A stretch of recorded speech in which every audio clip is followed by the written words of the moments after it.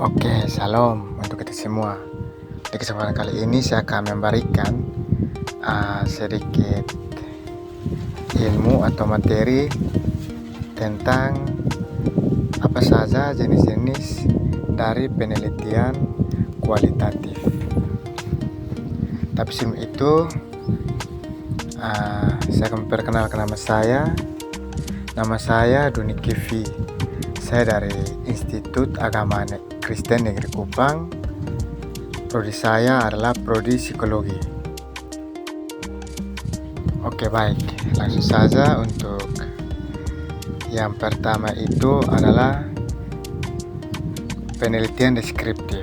Nah, penelitian deskriptif itu bertujuan untuk menggambarkan suatu fenomena atau peristiwa secara sistematis dan juga akurat tanpa menjelaskan hubungan antar variabel. Nah, menurut Etna Widodo Mukhtar, penelitian ini digunakan juga untuk memperjelas gejala sosial melalui variabel yang saling berkaitan tanpa perlu menyusun suatu hipotesis. Nah, biasanya dalam penelitian ini juga peneliti mengumpulkan data untuk memberikan gambaran yang jelas mengenai karakteristik, kondisi, atau kejadian tertentu tanpa berusaha menjelaskan hubungan antar variabel-variabel yang ada. Yang berikutnya itu kelebihan. Untuk kelebihan dari penelitian deskriptif sendiri itu, dia dapat memberikan gambaran yang jelas tentang karakteristik populasi atau objek yang akan diteliti, atau kemampuan untuk memberikan gambaran yang jelas dan terperinci tentang karakteristik populasi atau objek yang diteliti. Nah, berikut juga adalah beberapa poin yang akan menjelaskan tentang kelebihan di atas. Yang pertama itu adalah detail informasi. Nah, peneliti deskriptif dapat mengumpulkan data yang kaya dan beragam dan juga memungkinkan peneliti untuk menyajikan informasi yang komprehensif mengenai aspek-aspek tertentu dari suatu populasi atau objek. Misalnya, dalam studi tentang perilaku konsumen, peneliti dapat menggambar preferensi, kebiasaan belanja, dan juga demokrasi responden. Yang berikut itu visualisasi data. Nah, hasil dari penelitian deskriptif seringkali disajikan dalam bentuk tabel, grafik, ataupun diagram yang dapat membantu memvisualisasikan data dengan cara yang mudah dan dapat dipahami. Nah, ini membuat informasi lebih accessible atau lebih menarik bagi pembaca. Yang terakhir itu identifikasi pola. Nah, meskipun tidak menjelaskan hubungan antar variabel, penelitian deskriptif dapat membantu mengidentifikasi pola kelompok usia tertentu, atau peneliti juga dapat menemukan bahwa kelompok usia tertentu memiliki kebiasaan yang berbeda dalam menggunakan produk tertentu. Jadi dengan demikian, kemampuan penelitian deskriptif untuk memberikan gambaran yang jelas tentang karakteristik populasi atau objek menjadikannya metode yang sangat berguna dalam berbagai bidang penelitian. Jadi informasi yang diperoleh dapat membantu seorang peneliti untuk membuat kebijakan dan juga praktisi dalam memahami konteks dan juga kondisi yang ada, serta merancang intervensi atau strategi yang lebih efektif. Yang berikut itu kekurangan dari penelitian deskriptif. Nah, kekurangannya itu tidak dapat digunakan untuk menentukan sebab akibat dan hasilnya mungkin terbatas pada konteks tertentu.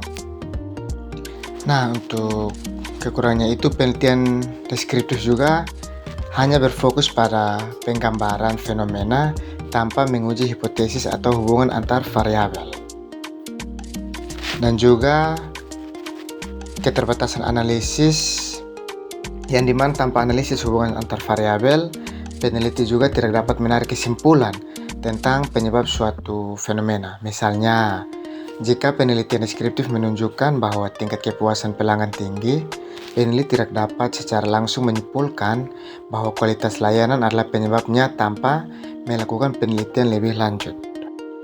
Jadi, penelitian deskriptif juga seringkali dilakukan dalam konteks yang sangat spesifik, seperti lokasi geografis, waktu tertentu, ataupun kelompok demografis tertentu. Nah, hal ini juga dapat membatasi relevansi temuan untuk situasi atau populasi lain. Ada juga variabilitas situasional. Nah, karena hasil penelitian deskriptif sangat bergantung pada konteks, perubahan dalam kondisi sosial, ekonomi, atau budaya dapat mempengaruhi validitas temuan. Misalnya, preferensi konsumen di satu daerah mungkin berbeda secara signifikan dengan daerah yang lain. Yang berikutnya itu adalah metode penggunaan. Nah, untuk metodenya sendiri dia menggunakan metode observasi, wawancara, dan juga studi pustaka untuk mengumpulkan data. Jadi, dengan menggunakan kombinasi metode observasi, wawancara, dan juga studi pustaka, penelitian deskriptif dapat mengumpulkan data yang kaya dan juga bervariasi. Pendekatan ini memungkinkan peneliti untuk mendapatkan gambaran yang komprehensif tentang fenomena ataupun peristiwa yang sedang diteliti, serta memahami konteks dan perspektif yang berbeda dari berbagai sumber informasi. Nah, yang kedua itu adalah penelitian fenomenologi. Nah, untuk penelitian deskriptif ini dia bertujuan untuk menggambarkan suatu fenomena atau peristiwa secara sistematis dan juga akurat tanpa menjelaskan hubungan antar variabel. Menurut Eko Sugianto, dia menambahkan bahwa fenomenologi berusaha menginterpretasikan pengalaman individu dalam konteks sosial dan lingkungan mereka tanpa menggunakan hipotesis awal. Nah, untuk kelebihan dari penelitian ini dapat menggali makna mendalam dari pengalaman individu. Jadi, dengan demikian kelebihan penelitian fenomenologi terletak pada kemampuannya untuk menggali makna mendalam dari pengalaman individu. Dan juga pendekatan ini memungkinkan peneliti untuk memahami perspektif unik suatu individu dan juga memberikan wawasan yang lebih kaya tentang bagaimana mereka berinteraksi dengan dunia di sekitar mereka. Hal ini sangat berharga dalam berbagai bidang termasuk psikologi, pendidikan, dan juga ilmu sosial, di mana pemahaman mendalam tentang pengalaman manusia sangat diperlukan. Untuk kekurangannya, hasil penelitian ini bersifat subjektif dan sulit digeneralisasi. Jadi, meskipun penelitian fenomenologi memiliki kelebihan dalam menggali makna mendalam dari pengalaman individu, kekurangan dalam hal subjektivitas dan juga kesulitan untuk digeneralisasi menjadi tantangan yang perlu diperhatikan. Untuk itu, untuk mendapatkan pemahaman yang lebih komprehensif tentang fenomena tertentu, seringkali diperlukan kombinasi metode penelitian lain yang dapat memberikan perspektif yang lebih luas dan juga objektif. Nah, untuk metode penelitian fenomenologi sendiri dapat melibatkan wawancara mendalam dan analisis naratif yang memungkinkan peneliti untuk mengeksplorasi pengalaman subjektif individu secara komprehensif. Jadi pendekatan ini memberikan wawasan yang mendalam tentang bagaimana suatu individu memberi makna pada pengalaman mereka, serta konteks di mana pengalaman tersebut terjadi. Jadi metode ini sangat berharga dalam memahami kompleksitas kehidupan manusia dan perspektif unik setiap individu. Nah, yang berikut itu adalah penelitian studi kasus. Nah, penelitian studi kasus sendiri itu meneliti suatu fenomena dalam konteks tertentu, baik individu, kelompok, maupun organisasi. Menurut Suharsimi Arikunto, dia menambahkan bahwa studi kasus dilakukan secara intensif dan juga terperinci terhadap gejala tertentu. Jadi, penelitian studi kasus itu adalah metode yang efektif untuk menyelidiki fenomena dalam konteks tertentu, baik pada tingkat individu, kelompok, maupun organisasi seperti yang tadi di pengertiannya. Jadi pendekatan ini memungkinkan peneliti untuk mendapatkan pemahaman mendalam tentang bagaimana berbagai faktor berinteraksi dan mempengaruhi fenomena yang diteliti, serta memberikan wawasan praktis yang dapat diterapkan di dunia nyata. Nah, untuk kelebihan penelitian studi kasus itu terletak pada kemampuannya untuk memungkinkan suatu ini analisis mendalam terhadap kasus yang lebih spesifik. Pendekatan ini memberikan wawasan yang komprehensif tentang fenomena tertentu dalam konteksnya, serta membantu peneliti untuk memahami kompleksitas dan juga dinamika yang ada. Hal ini jadi sangat berharga dalam berbagai bidang, termasuk ilmu sosial, manajemen, pendidikan, dan juga kesehatan, yang dimana pemahaman mendalam tentang konteks sangat diperlukan untuk pengambilan keputusan yang lebih efektif. Nah, adapun kekurangannya, meskipun penelitian studi kasus menawarkan analisis mendalam dan juga wawasan yang berharga tentang fenomena tertentu, kekurangan dalam hal generalisasi hasil menjadi tantangan yang perlu diperhatikan. Untuk mendapatkan pemahaman yang lebih luas dan juga komprehensif tentang suatu fenomena, seringkali diperlukan kombinasi metode penelitian lain atau studi tambahan di berbagai konteks untuk memperkuat temuan dan juga meningkatkan validitas eksternal penelitian. Nah, untuk metode yang dipakai itu menggunakan kombinasi antara wawancara, observasi, dan juga analisis dokumen dalam penelitian studi kasus, yang dimana memungkinkan peneliti untuk melakukan pengumpulan data yang kaya dan juga beragam.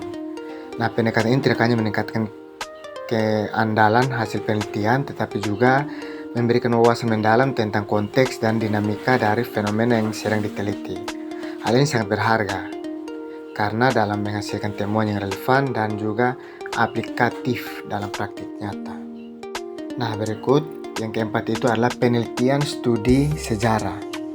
Nah, untuk penelitian studi sejarah sendiri adalah penelitian studi sejarah yang berperan penting dalam menganalisis peristiwa masa lalu untuk memahami konteks saat ini. Jadi pendekatan ini tidak hanya memberikan wawasan tentang bagaimana sejarah membentuk keadaan saat ini, tetapi juga membantu dalam merumuskan strategi dan juga kebijakan yang lebih efektif berdasarkan pelajaran dari pengalaman sebelumnya. Dan hal ini sangat relevan dalam berbagai bidang, termasuk ilmu sosial, politik, ekonomi, dan juga pendidikan. Untuk kelebihan penelitian studi sejarah terletak pada kemampuannya untuk memberikan spesifik historis yang kaya dan juga mendalam.